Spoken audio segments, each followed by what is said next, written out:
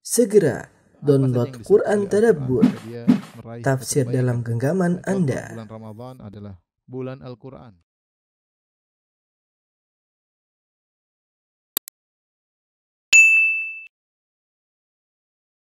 Bismillahirrahmanirrahim. Assalamualaikum warahmatullahi wabarakatuh. Alhamdulillahi ala ihsani wa syukru lahu ala taufiqihi wa amtinani. Asyhadu an la ilaha illallah wahdahu la syarika lahu ta'ziman li sya'ni wa asyhadu anna Muhammadan abduhu wa rasuluhu da'ila ridwani.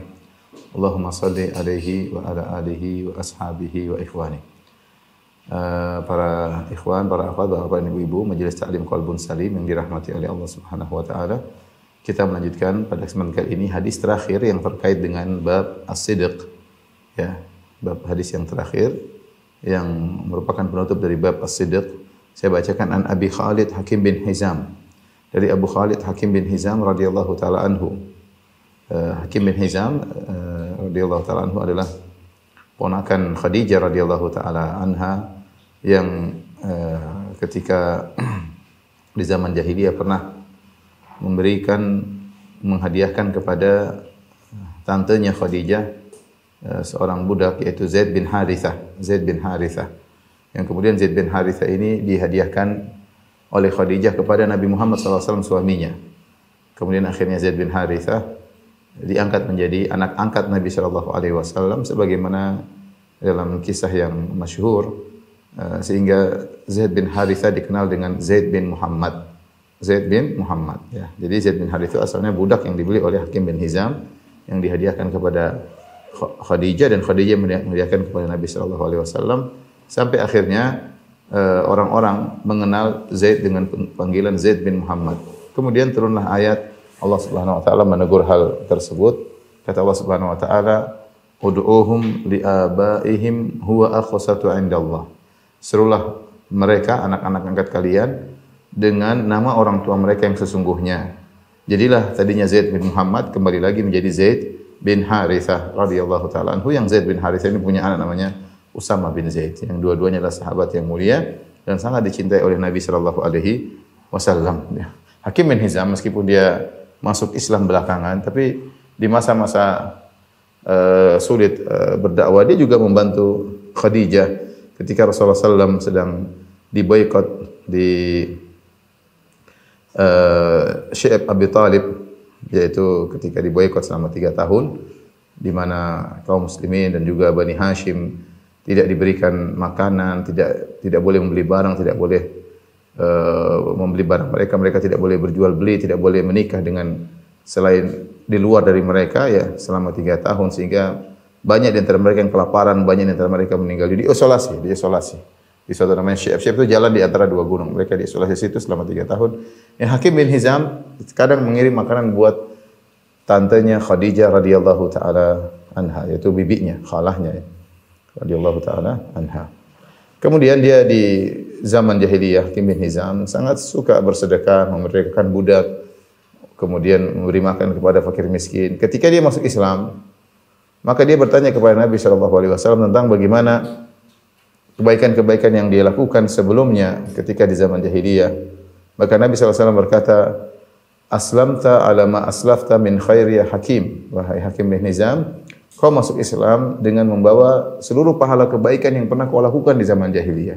Artinya apa yang kau lakukan di zaman jahiliyah, memerdekakan budak, bersedekah untuk fakir miskin, itu tidak sia-sia. Karena kalau seorang masuk Islam, semua kebaikan masa lalunya akan jadi pahala karena dia masuk Islam. Adapun seluruh keburukannya, kesyirikannya yang ada di zaman jahiliyah sebelum dia masuk Islam, maka diampuni. Innal Islam yahdimu ma kana qablahu. Sesungguhnya Islam itu menghancurkan kemaksiatan-kemaksiatan, dosa-dosa yang telah lalu sebelumnya. Adapun kebaikan-kebaikan yang dilakukan di masa lalu akan tercatat sebagai amal soleh ketika dia masuk Islam. Taib. Kita bacakan hadis ini. Qala Rasulullah sallallahu alaihi wasallam, Rasulullah SAW bersabda, "Al-bayyi'ani bil khiyar." Al-bayyi'ani ya.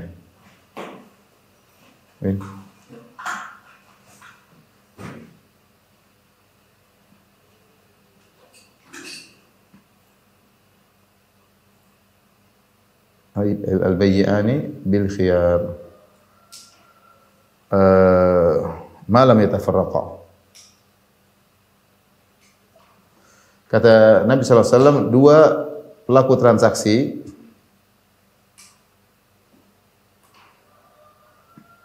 maksudnya adalah pembeli maupun penjual. Jadi al-bayyi ya bisa harusnya adalah penjual, tetapi dia mendominasi seperti al-qamarani, maksudnya al-qamar adalah bulan, tapi kalau kita bilang al-qamarani maksudnya matahari dan rembulan. Karena matahari syams, rembulan al-qamar. Tapi kalau digabungkan dua-duanya disebut dengan al-qamarani.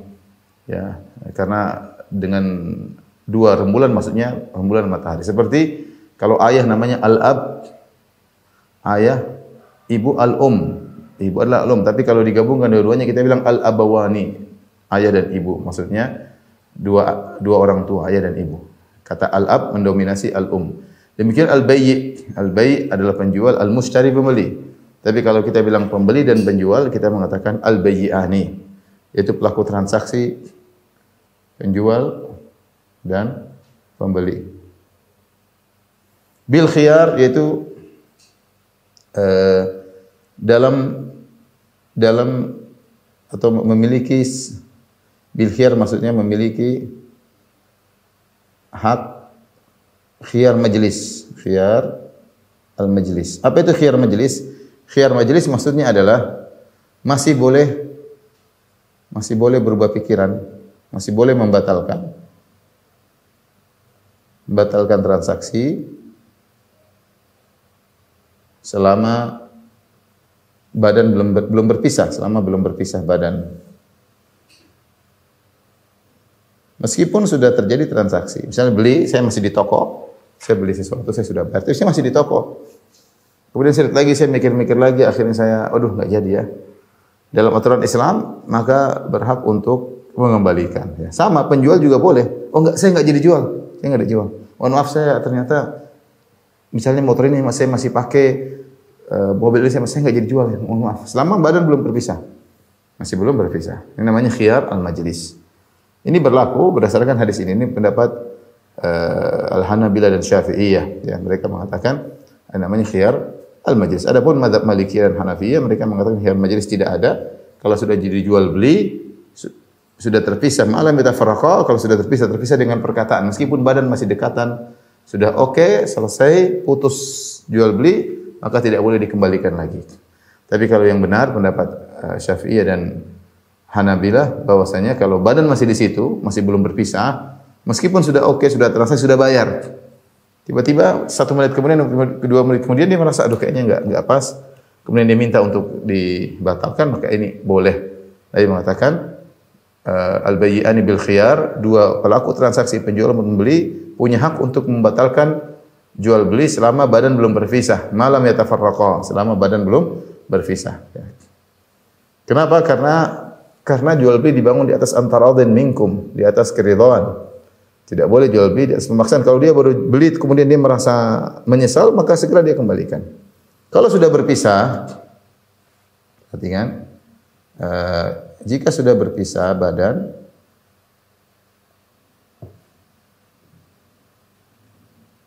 maka tidak boleh dikembalikan. Kecuali ada aib dan yang lainnya dikembalikan. Tidak boleh dibatalkan. Ini masalah fikih panjang ya. Ini masalah fikih panjang, kita tidak akan bahas secara panjang lebar. Tidak boleh dibatalkan kecuali al-iqalah ya. Al-iqalah itu meminta pembatalan dan disetujui. Tapi bukan hak. Hak dan disetujui. Kedua belah pihak. Dan di antara amal yang mulia, adalah menyetujui kalau ada yang minta dibatalkan. Kalau dia tidak mau batalkan itu hak dia. Ya. Kalau dia tidak batalkan itu hak dia. Tapi kalau dia menyetujui, kemudian dia minta dibatalkan dan setuju, maka itu lebih baik. Dalam hadis kata Rasulullah SAW, man aqala musliman aqala Allahu atratahu. Siapa yang menerima seorang muslim yang meminta dibatalkan transaksi jual beli, kemudian dia setuju, maka Allah akan memaafkan dosa-dosanya. Jadi al-iqalah itu sendiri pahalanya besar. Ya, meskipun itu bukan hak. Misalnya ada orang Si A beli dari si B, beli mobil harga 200 juta, sudah bayar. Terus minggu depan dia bilang, aduh boleh nggak saya batalin, saya boleh. Dia nggak bisa maksa. Kalau penjual mengatakan saya tidak mau, sudah selesai kok. Uang sudah saya pakai, kenapa kok minta dibatalkan? Hak penjual untuk tidak membatalkan. Tapi kalau dia mau dapat pahala, tapi ini bukan wajib, dia mau dapat pahala, dia mengatakan, ya sudah saya kembalikan. Maka dia akan diampuni dosa-dosanya oleh Allah Subhanahu wa taala. Ini bagian pertama dari hadis yang kita bahas. Kemudian berikutnya kata Nabi sallallahu alaihi wasallam, ya,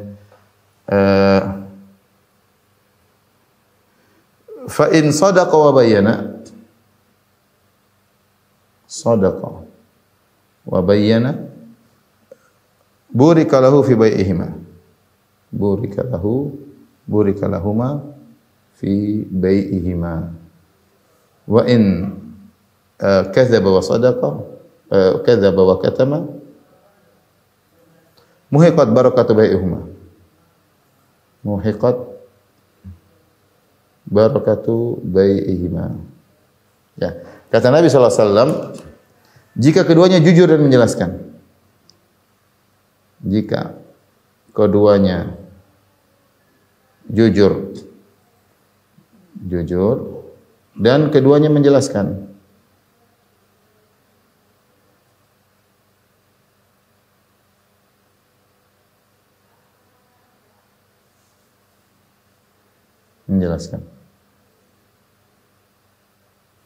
burika lahum fi bai'ihima, maka akan diberkahi, keduanya diberkahi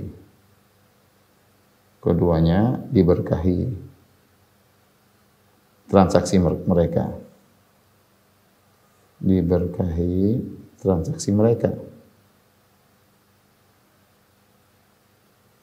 Wa in kadzaba wa katama, namun jika keduanya bohong dan menyembunyikan aib, maksudnya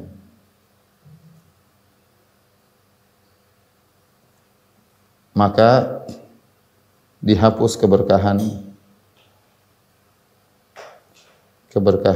transaksi mereka berdua. Perhatikan sini, yang bagian pertama yang sudah kita jelaskan dan muqaddimah, ini inti daripada hadis ini. Setelah Nabi SAW menjelaskan bahwasanya jual beli adalah bil khiyar, dengan pilihan selama belum berpisah badan, Rasulullah kemudian menjelaskan tentang pengaruh jujur dalam transaksi. Dan ini yang penting, ternyata kejujuran itu bukan hanya terkait dengan perkataan, tapi dalam praktek seharian juga kita butuh kejujuran. Ketika jual beli butuh kejujuran, ya. Ini mempengaruhi bukan cuma perkara akhirat, tapi juga mempengaruhi perkara dunia. Kan bukankah kita sudah jelaskan pada pertemuan-pertemuan sebelumnya bahwasanya jujur dan dusta ini mempengaruhi akhirat. Kata Rasulullah SAW, alaikum bisidq fa inna sidqa yahdi ilal birr wa innal birra yahdi ilal jannah. Hendaknya kalian jujur, sesungguhnya kejujuran mengantarkan kepada kebajikan dan kebajikan mengantarkan kepada surga. Berarti di surga orang jujur masuk surga di akhirat. Adapun yang dusta, wa alaikum wa iyyakum wal kadzib, waspadalah kalian dari dusta. Fa innal kadziba yahdi ilal fujur, sesungguhnya dusta itu mengantarkan pada kefajiran. Wa innal fujura yahdi ilan nar, dan kefajiran mengantarkan pada neraka. Berarti orang dusta di akhirat terancam neraka. Ini berkaitan dengan dampak akhirat. Dampak duniawi juga ada ternyata, masalah keberkahan. Apa kata Nabi sallallahu alaihi wasallam? Fa in sadaqa, jika mereka berdua jujur, ini mobil begini, misalnya jual mobil ini begini, produk tahun model 2000 misalnya, ini jujur semuanya, gini, itu namanya jujur, menjelaskan tentang barang. Wa bayyana maksud terkait dengan aib yang tersembunyi. Dia tidak boleh menyembunyikan, dia jelaskan, dia jujur kalau ditanya, ini Pak model berapa? 2000, mobil tahun 2001. Sudah kilometernya berapa? Oh, sudah 100.000 misalnya atau 200.000. Semua ditanya jujur. Tapi ada hal yang terkait dengan aib barang tersebut yang mempengaruhi harga tidak dia jelaskan. Ini namanya dia menutupi. Jadi jujur terkait dengan informasi, adapun bayyana menjelaskan terkait dengan aib yang ada terkait dengan barang tersebut. Harusnya dia melakukan dua-dua. Dia memberikan informasi yang jujur dan dia menjelaskan aib yang tidak terlihat secara zahir pada barang tersebut. Dia mengatakan pernah kecelakaan tahun sekian sudah diperbaiki. Mobil ini misalnya kalau jalan pada kecepatan sekian maka akan ada gerakan sedikit, goncangan sedikit. Dia harus jelaskan. Memang risikonya bahwasanya harganya akan turun. Ini berat bagi para penjual. Namanya orang punya tamak terhadap harta itu ada. Dia tahu kalau dia jelaskan tadi mobil harganya 200 juta bisa menjadi 150, dia rugi 50 juta. Maka dia berusaha menutup. Dia jujur, dia jelas, tapi dia tidak menjelaskan kekurangan mobil tersebut. Dia tidak ingin rugi 50 juta, tapi dia merugikan orang lain. Kalau dia jujur, jelas harga mobil akan turun. Tapi ingat, kata Nabi SAW, burikalahuma fi bai'ihima. Burikalahuma fi bai'ihima. Maka kalau dia jujur, dia menjelaskan, maka jual belinya berkah, subhanallah. Berkah, dia makan yang halal. Kehidupan rumah tangganya berkah.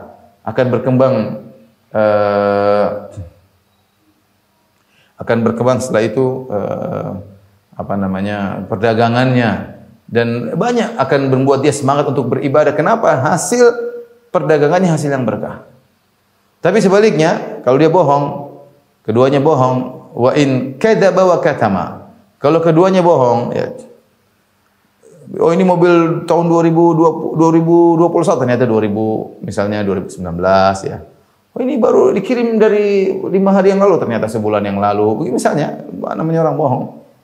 Ya, macam-macam ya. Ini kilometernya baru 100 ribu, baru 50 ribu, ternyata dirubah kilometernya dari 100 ribu jadi 50 ribu.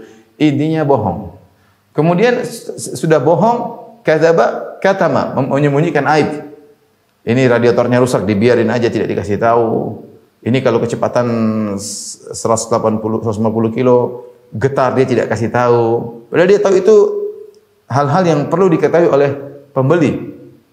Ya karena itu mempengaruhi harga, tapi dia sembunyikan, akhirnya benar, untungnya lebih banyak. Dapat untung banyak. Tetapi apa? Kata Nabi sallallahu alaihi wasallam, muhiqat barakatu bai'ihima. Jual beli tersebut keberkahannya akan dicabut.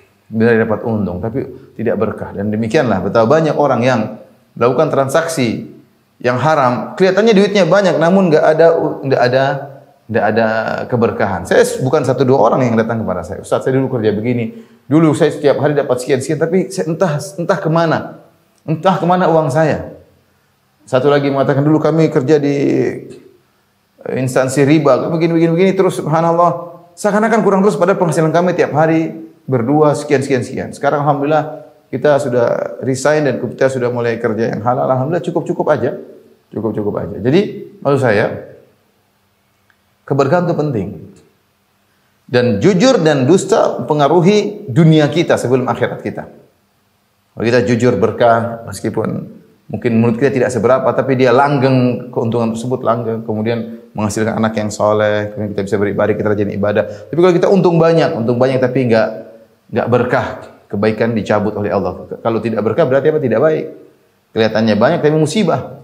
Uang banyak mendatangkan musibah, maksiat kita lakukan, wal iyadzubillah. Mungkin terkena ini kah, terkena anu lah, banyak hal. Uang tiba-tiba begitu habis tanpa ada faedahnya, tinggal dosa yang bertumpuk pada hari kiamat kelak. Ini adalah pembahasan terakhir dari bab as-sidq, dan selanjutnya kita akan masuk pada bab yang baru, bab al-muraqabah.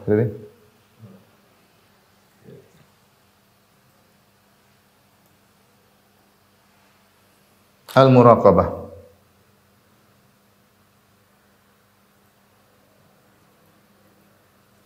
Bab al-muraqabah. Muraqabah itu apa? Artinya muraqabah secara bahasa artinya mengawasi.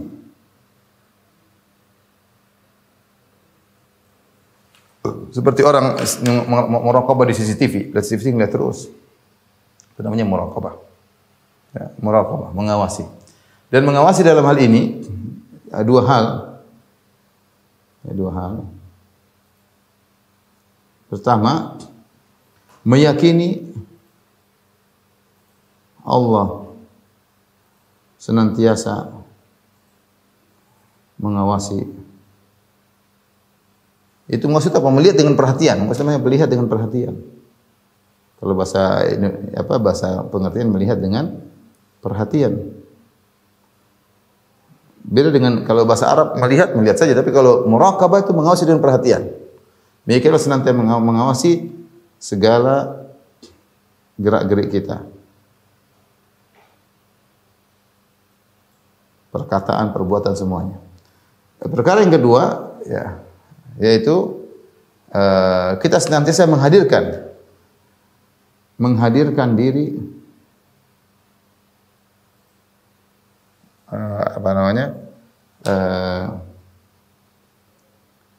dalam hati, ya,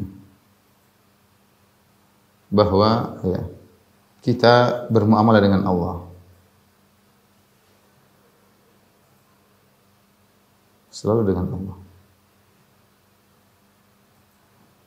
Keduanya mirip, tapi ada satu sisi bahwasanya kita selalu menghadirkan bahwasanya kita bermuamalah dengan Allah. Ada Allah. Seakan-akan kalau kita mau salat kita menghadap Allah. Kita mau sedekah kita menghadap Allah. Itu namanya kita menghadirkan diri bahwasanya kita sedang bermuamalah dengan Allah selalu. Jadi kalau bahasa Indonesia anturaqiballah, ya. Anturaqiballaha. Engkau turaqiballah. Kalau ini anallaha qaribun alaik, ya. Anallah anta ta'taqid anallaha qaribun alaik.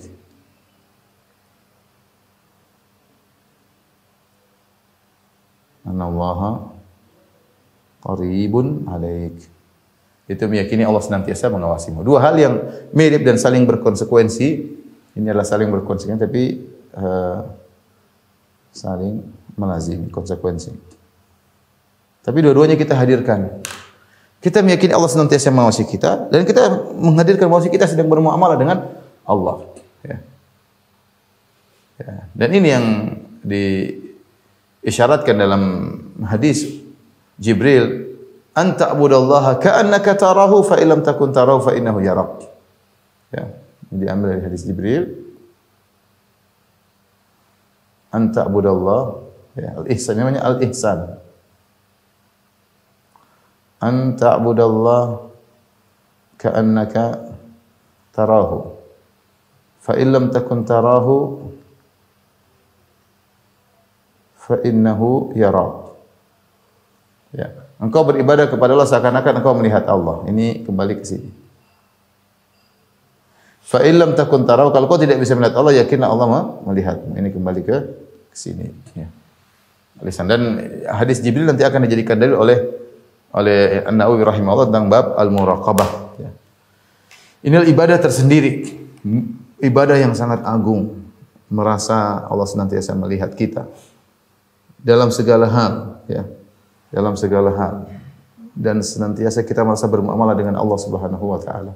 Perhatikan, meyakini Allah senantiasa dalam segala gerak-gerik kita. Perhatikan sini, dalam urusan akhirat maupun duniawi.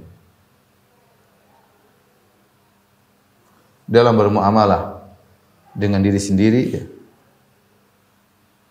Ketika bermuamalah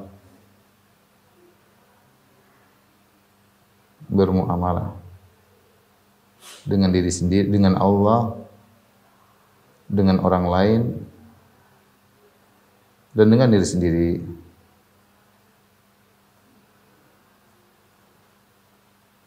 Terkait dengan ucapan, kemudian amal perbuatan, ya. Pandangan, termasuk perbuatan adalah pandangan, penglihatan,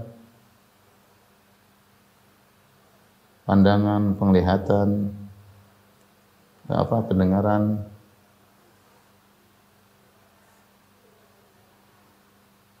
dan hati. Kita merasa selalu semua kita diawasi oleh Allah, dan kita sedang meyakini sedang bermuamalah dengan Allah Subhanahu wa taala. Ini namanya muraqabah, dan ini adalah ibadah yang agung, Nah, karena orang kalau sudah bermuraqabah, maka dia akan mencapai derajat yang tinggi, dan seluruh kehidupannya berkah.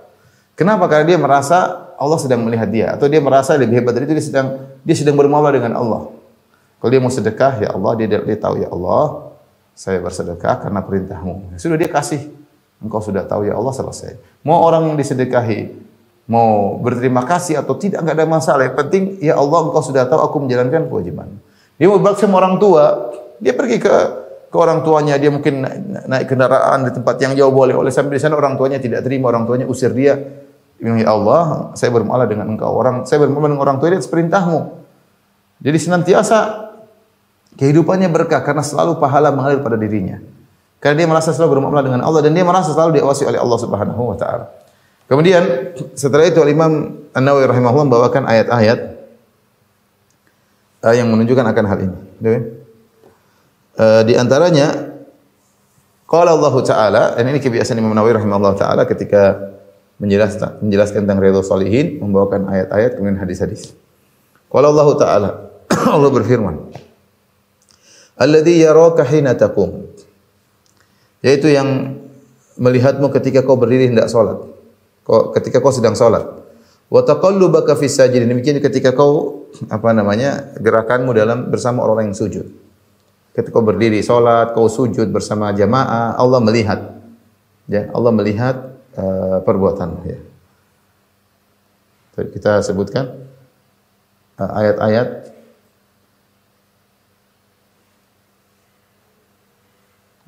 yang disebutkan dijadikan dalil oleh Nawawi.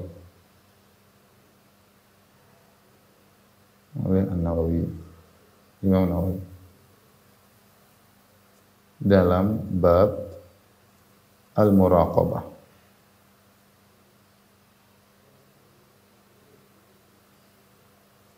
Merasa selalu diawasi Allah.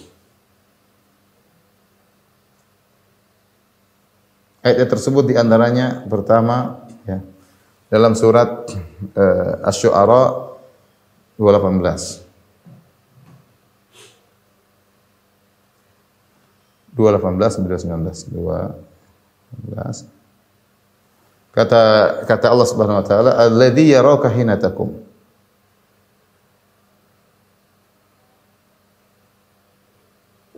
Wa taqallubaka fis sajidin innahu was-sami'ul alim.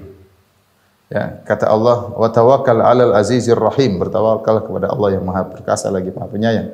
Alladzi yaraka hina taqum, yang melihatmu ketika kau berdiri. Wa taqallubaka fis sajidin, melihat bagaimana engkau bersama orang yang sujud. Innahu was-sami'ul alim, sungguhnya Allah mendengar lagi Maha mengetahui. Jadi, kita sedang salat, yakin kita sedang dilihat oleh Allah Subhanahu wa taala. Ya. Ketika salat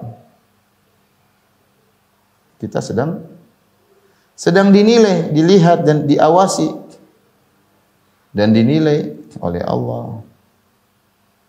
Ini di antara hal yang membantu kita ketika beribadah mencapai derajat yang tinggi, derajat ihsan. Jadi salat bukan asal-asal cuma Allahu Akbar, Allahu Akbar. Enggak, kita Allahu Akbar. Kita tahu Allah sedang melihat kita saat itu.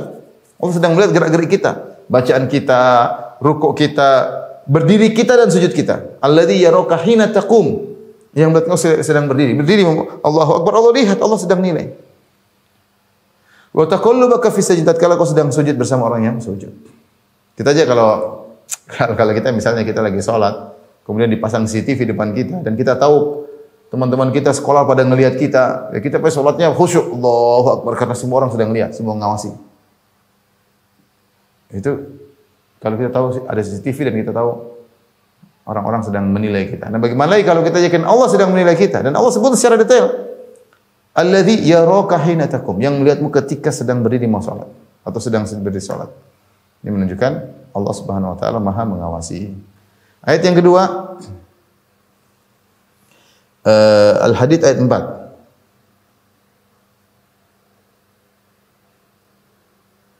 Ayat 4 ini ayat yang panjang, ya. Kata Allah Subhanahu wa taala, "Wa huwa ma'akum aina ma kuntum."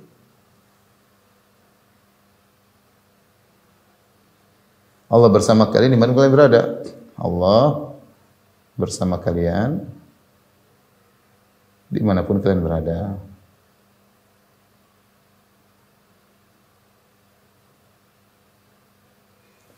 Maksudnya bersama kalian itu dengan ilmunya. Allah di atas arsy, zatnya di atas arsy.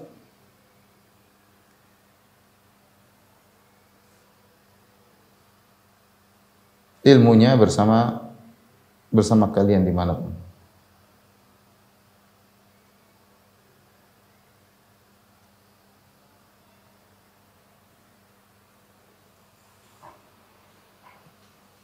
Kata Allah Subhanahu wa ta'ala, "Ta'lam anna Allah ya'lamu ma fis samawati ma fil ard. Ma yakunu min najwa thalathatin illa huwa rabi'uhum wa la khamsatin illa huwa sadisuhum wa la adna min dhalik wa la akthar illa huwa ma'ahum aina ma kanu." Dalam surat dalam surat yang lain ini huwa ma'akum aina ma kuntum wallahu bima ta'maluna basir.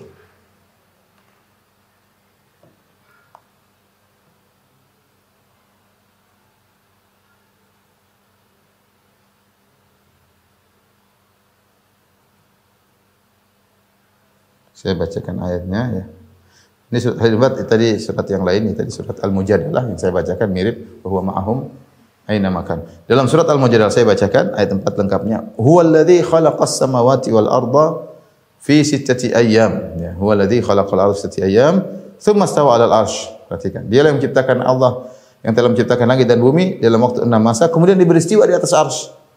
Ya'lamu, perhatikan. Ya'lamu ma yaliju fil ardi. Allah mengetahui apa yang masuk dalam bumi, wa ma yakhruju minha, dan apa yang keluar dari bumi, wa ma yanzilu minas sama, dan Allah tahu apa yang turun dari langit, wa ma ya'ruju minha, dan apa yang naik ke langit, wa huwa ma'akum aina ma kuntum. Allah bersama kalian di mana kalian berada, wallahu bima ta'maluna basir, dan Allah melihat apa yang kalian lakukan apapun. Ayat ini orang yang perhatikan dari awal sampai akhir ngerti bahwasanya Allah di atas arsy. Setelah menciptakan langit ini Allah di atas arsy, dan keberadaan Allah di atas arsy bukan berarti Allah tidak tahu apa yang di bawahnya. Makanya Allah mengatakan ya'lamu ma yaliju fil ardi. Allah tahu apa yang masuk dalam bumi, apa yang keluar. Wa ma ya'ruju wa ma yanzilu minas sama, apa yang turun dari langit dan apa yang naik ke langit. Wa huwa ma'akum aina ma kuntum. Allah bersama kalian di mana kalian berada. Wallahu bima ta'maluna basirin. Allah mengetahui apa yang kalian lakukan. Jadi maksudnya Allah melihat, meskipun Allah di atas arsy, Allah mengetahui seluruh yang terjadi di bawah naungannya, ya semuanya. Makanya Allah tutup dengan firman-Nya, wallahu bima ta'maluna basir. Sebenarnya Allah Maha lihat apa yang kalian lakukan, ya. Dan ini juga mirip dengan tadi surat Al-Mujadalah, ya.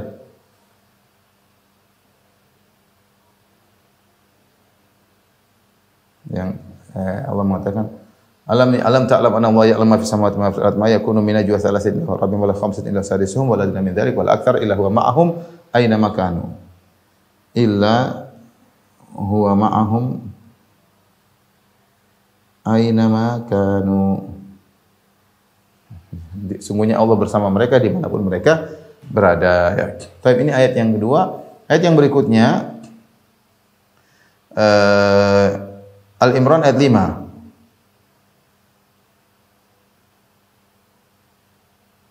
Allah Subhanahu wa taala mengatakan, "Innallaha la yakhfa 'alaihi syai'un fil ardi wa la fis sama'." Innallaha la yakhfa 'alaihi syai'un fil ardi wa la fis sama'. Sungguhnya Allah tidak ada yang samar baginya, satu pun di langit maupun di bumi. Di sini syai'un nakirah. Nakirah memberikan faedah keumuman. Tidak ada satu pun yang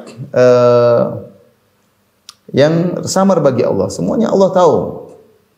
Ya, ini mencakup semua, apapun, besar atau kecil, terlihat maupun tersembunyi, ya.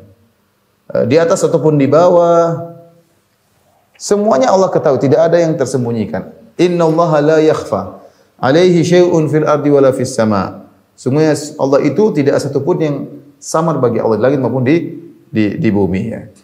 Kenapa? Karena semua ini adalah ciptaan Allah Subhanahu wa taala. Semua yang ada di dalam semesta ciptaan Allah, dan merupakan konsekuensi logis bahwasanya yang menciptakan tahu tentang apa yang Dia ciptakan.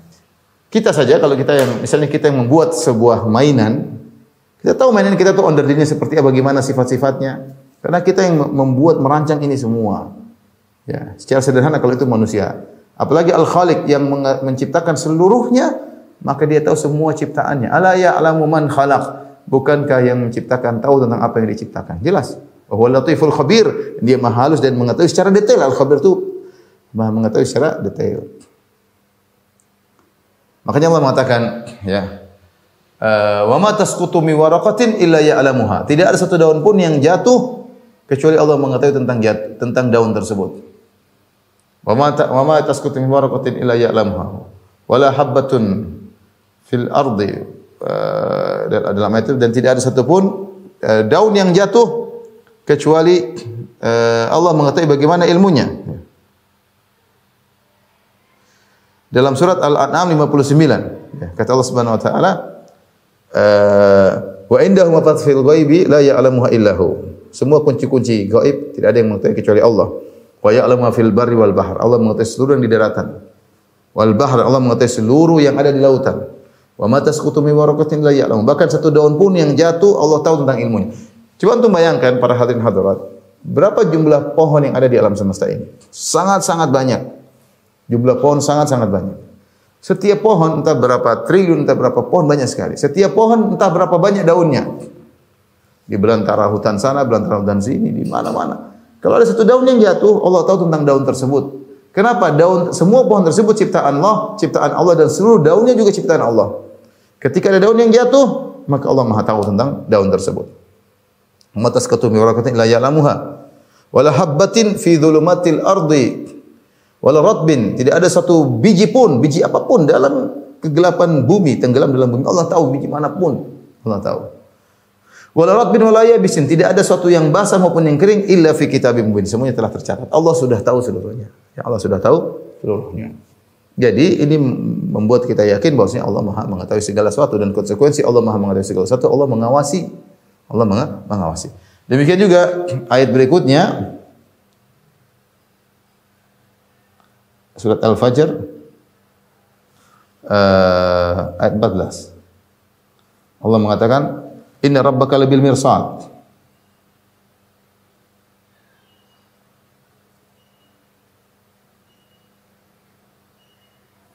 Sungguhnya Allah Maha mengawasi.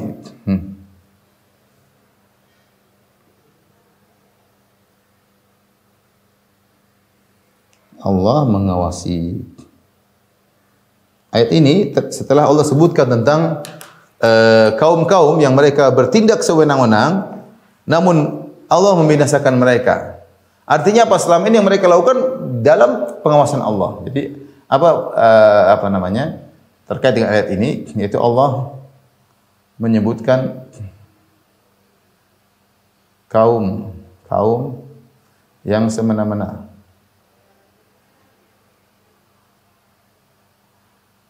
Lalu Allah binasakan mereka.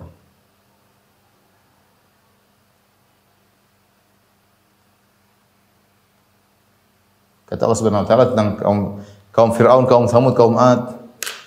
Alam tara kaifa fa'ala rabbuka bi'ad. Tidakkah kau lihat bagaimana apa yang Allah lakukan terhadap kaum Ad? Kaum Ad, kaum yang hebat, yang memiliki tubuh yang sangat kuat, yang mereka mengatakan dalam ayat yang lain, ya, wa qalu man asyaddu minna quwwah, siapa yang lebih kuat daripada kita? Kita ini yang paling kuat. Disebutkan dalam sebagian buku tafsir kalau ada kaum Ad yang ngamuk sama suku lain, mereka cuma kirim satu orang.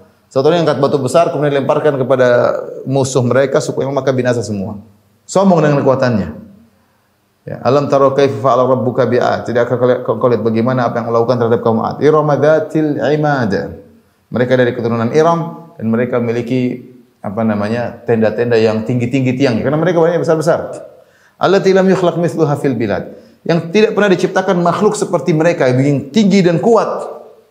Tinggi dan kuat, kekar badannya kuat luar biasa kaum Ad ini. Tapi lihat, apa yang mereka sombong.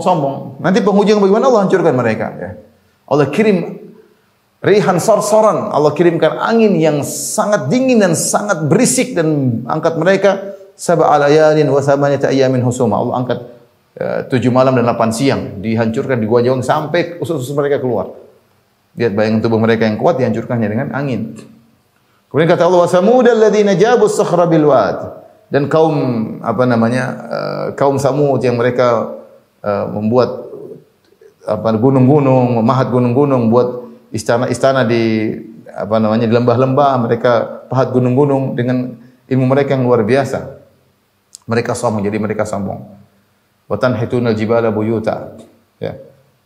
Tattakhiduna min suhuliha qusura wa tanhituna minal jibali buyuta. Jadi tanah-tanah yang landai, lembah kalian bikin istana-istana, rumah-rumah yang megah.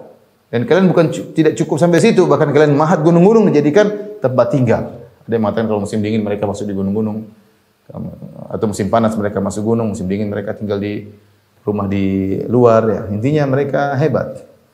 Tapi mereka sombong, mereka bunuh untanya Nabi Saleh. Wa Fir'aun dzil autad, dan Fir'aun yang memiliki tali-tali untuk menyiksa umatnya, untuk menyiksa kaumnya. Alladzina taghaw fil bilad. Mereka ini semua telah melampaui batas di negeri-negeri mereka. Kemudian Allah Subhanahu wa taala fasabba alaihim rabbuka sauta adzab. Allah kemudian memberikan kepada mereka siksaan. Setelah itu Allah mengatakan, inna rabbaka labil mirsad. Sungguhnya Allah Maha mengawasi mereka. Maksudnya apa, ikhwan dan akhwat? Maksudnya mereka bertahun-tahun, Fir'aun mungkin 100 tahun lebih melakukan kemaksiatan. Kemudian lihatlah bagaimana kaum Ad sombongnya berlama puluhan tahun. Kaum Samud sombongnya puluhan tahun. Tetapi apakah Allah hanya melihat tanpa mengawasi? Allah mengawasi dan semua tercatat. Ada saatnya Allah akan binasakan mereka. Jadi, makanya kita ini jangan merasa aman ketika kita melakukan apa, kita melihat yang macam-macam, kita mendengar yang macam-macam, kita menzalimi orang, menyakiti hati orang, nyinyir sama banyak orang. Semua tercatat. Inna rabbaka labil mirsad. Allah mengawasi semua ucapanmu, semua nyinyiranmu, semua kegiatanmu tercatat. Akan ada. Inna rabbaka labil mirsad. Allah mengawasimu. Allah mengintai, siap menghukummu. Kalau tidak di dunia, di akhirat. Mengerikan. Ayat ini mengerikan. Lihatlah bagaimana kaum-kaum yang hebat. Kemana perginya Fir'aun dengan kekayaan yang luar biasa? Kemana perginya kaum Ad dengan tubuh mereka yang luar biasa? Kemana perginya kaum Samud dengan kecanggihan teknologi mereka dan semuanya binasa. Karena selama ini Allah melihat mereka lakukan apa yang mereka lakukan. Inna rabbaka labil mirsad. Sesungguhnya Allah mengawasi. Kemudian ayat yang terakhir yang dibawakan oleh Imam Nawawi rahimahullah taala,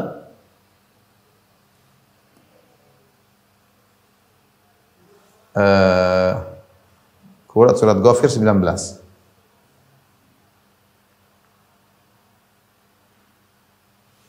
Yang artinya ya'lamu kha'inatal a'yun wa ma tukhfis sudur.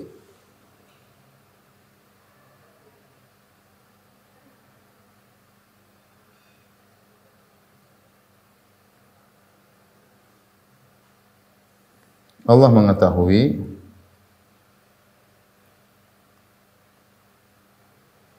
pengkhianatan lirikan mata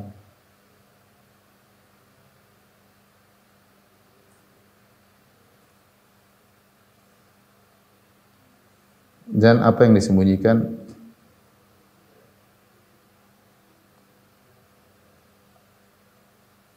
oleh dada-dada dan manusia. Jadi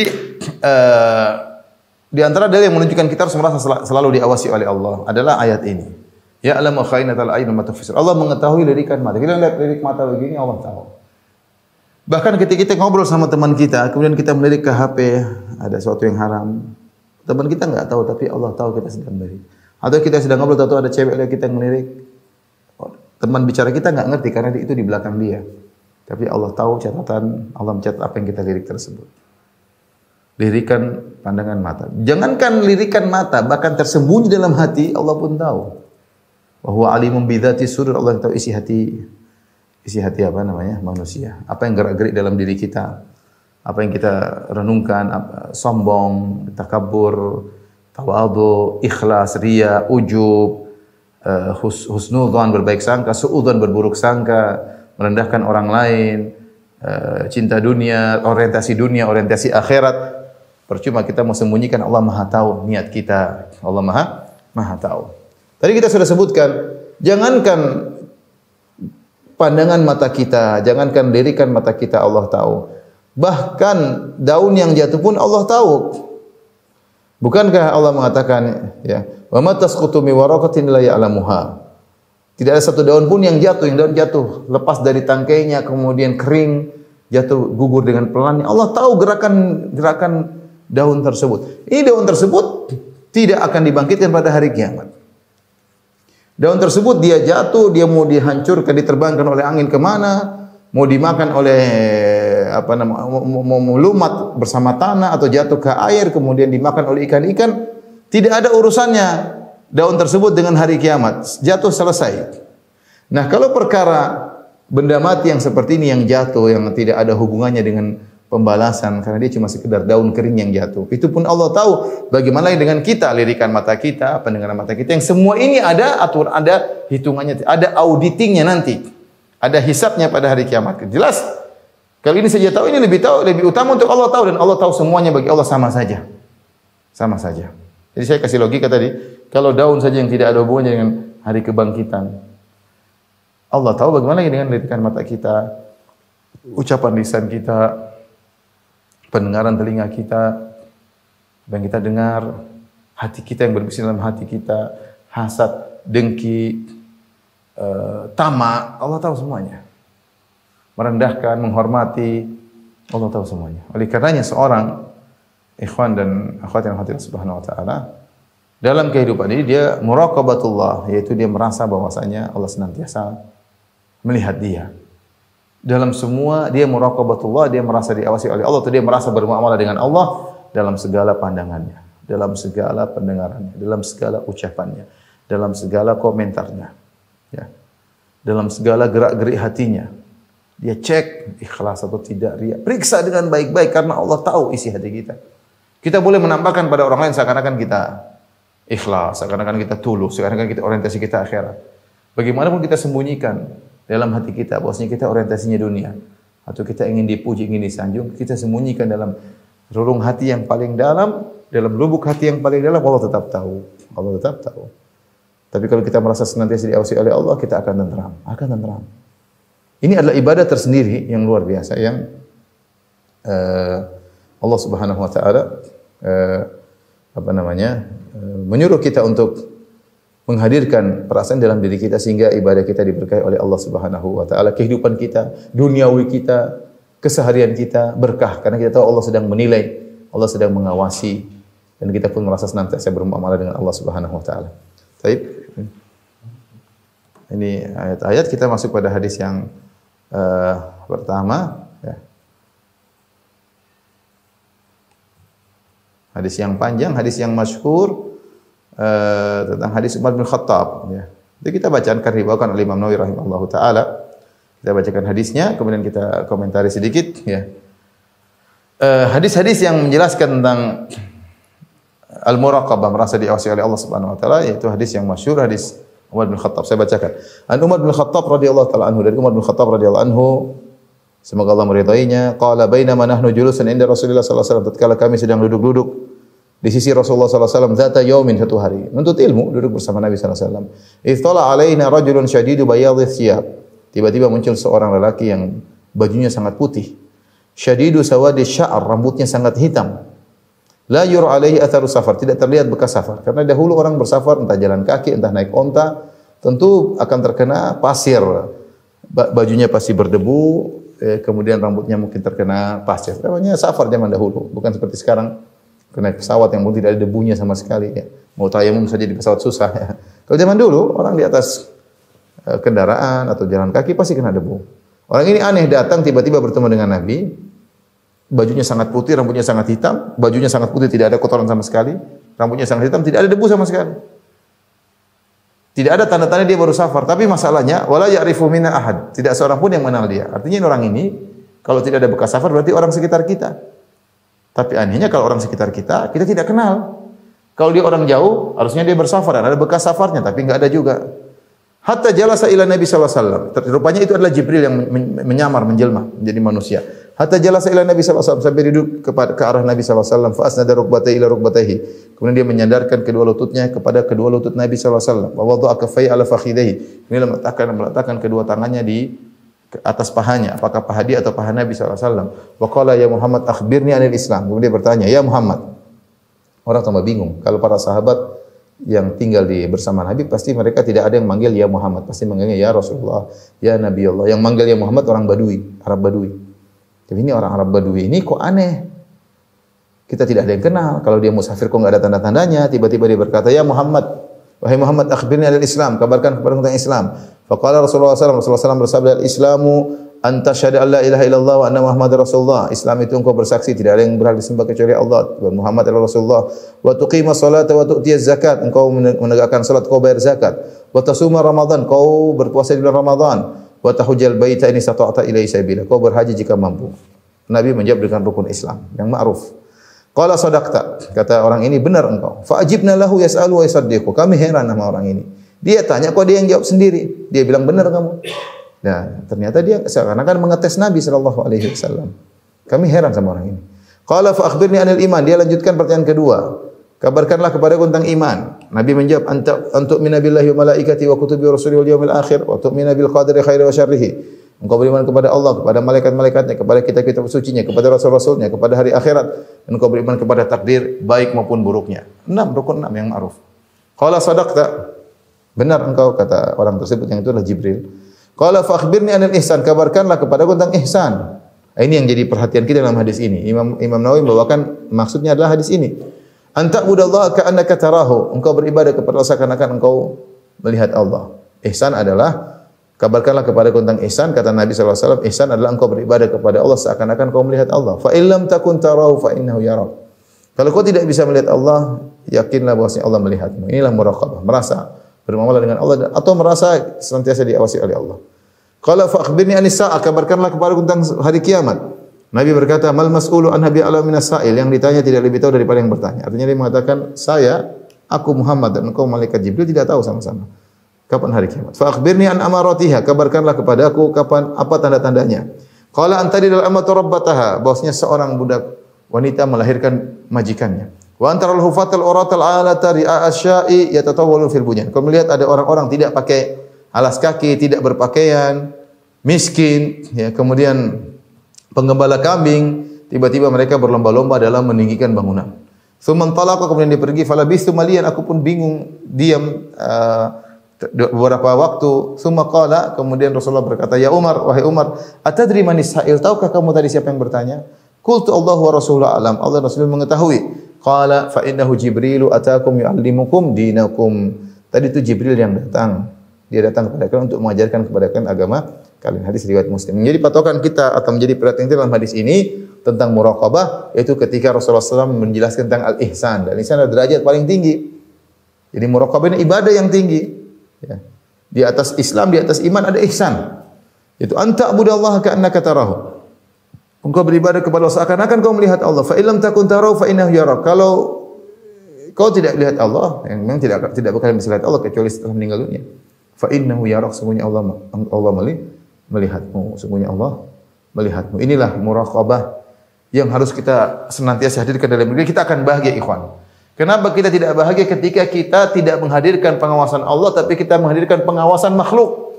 Kita sekarang menghadirkan dalam diri kita apa kata orang, apa penilaian orang, lihat followers, lihat pelanggan dan macam-macamnya. Itu yang selalu kita perhatikan, apa kata orang, apa kata orang. Kita lupa bahwa kita diawasi Allah. Yang kita pikirkan kita diawasi oleh manusia. Membuat kita tidak bahagia. Kapan kita selalu merasa diawasi oleh Allah, kita akan bahagia. Sehingga kita fokus dalam perkataan kita, pendengaran kita, tulisan kita, komentar kita. Karena kita, Allah sedang mengaudit. Saat itu juga Allah sedang melihat kita. Dan akan ada auditannya nanti pada hari kiamat kelak. Hisabnya ada. Maka berusahalah kita sama-sama belajar menerapkan al-ihsan, itu muraqabah. Senantiasa merasa diawasi oleh Allah Subhanahu wa taala. Allah senantiasa merasa kita sedang bermuamalah dengan Allah. Ya, sehingga kita bahagia dan kita selamat dalam ucapan kita, penglihatan kita, pendengaran kita, komentar kita dan yang lainnya. Demikian Allah taala bisawab kepada rekan-rekan pada majelis taklim Qalbun Salim, jazakumullah khairan atas apa yang bisa kita sampaikan pada hari ini. Semoga kegiatan kita ini dicatat sebagai timbangan pemberat timbangan kebajikan kita di akhirat kelak. Wabillahi taufiq wal hidayah. Assalamualaikum warahmatullahi wabarakatuh.